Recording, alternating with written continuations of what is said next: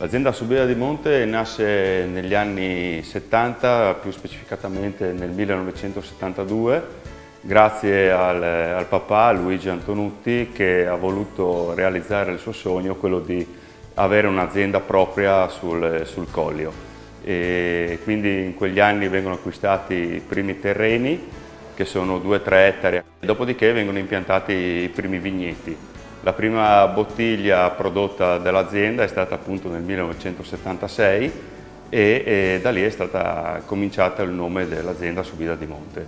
L'azienda negli anni è cresciuta e adesso la conduzione è gestita appunto da me, Andrea, e da mio fratello Christian, che adesso copre una superficie di 10 ettari utilizzando solo ed esclusivamente prodotti naturali per quello che riguarda la campagna. Si cerca appunto di avere il prodotto più naturale possibile per dare al consumatore finale il rispecchio del territorio, che è quindi la zona del Collio. I prodotti di punta della nostra azienda sono il friulano, che è uno dei prodotti autoctoni del nostro territorio. Negli ultimi anni si sta producendo la malvasia, che è un altro prodotto autoctono della nostra zona, il quale ci sta dando un ottimo riscontro sul mercato.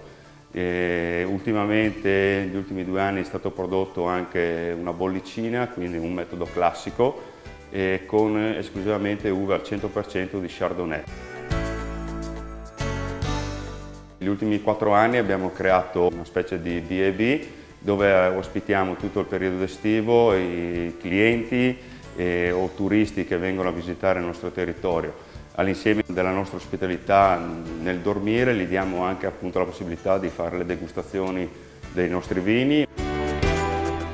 La parte enologica viene seguita da mio fratello Christian, che si occupa al 100% di tutto quello che riguarda la cantina e anche la campagna. Il terreno del Collio, a differenza di altre zone, che è un terreno argilloso, quindi un argilleno fatto di marne e arenarie, quindi è caratteristico e molto importante per quanto riguarda i vini bianchi. Ci fa riconoscere in tutto il mondo. La vendemmia viene fatta tutta esclusivamente a mano, quindi le uve vengono già selezionate all'interno del vigneto prima di portarle all'interno della zona di pigiatura. L'aspetto dell'impatto ambientale: abbiamo rispetto ovviamente di tutto quello che riguarda la natura e ovviamente il prodotto principale, che è l'uva, che è la nostra fonte, e rispettiamo, oltre a non utilizzare prodotti chimici e quant'altro nei vigneti, utilizziamo anche corrente prodotta da noi con un fotovoltaico.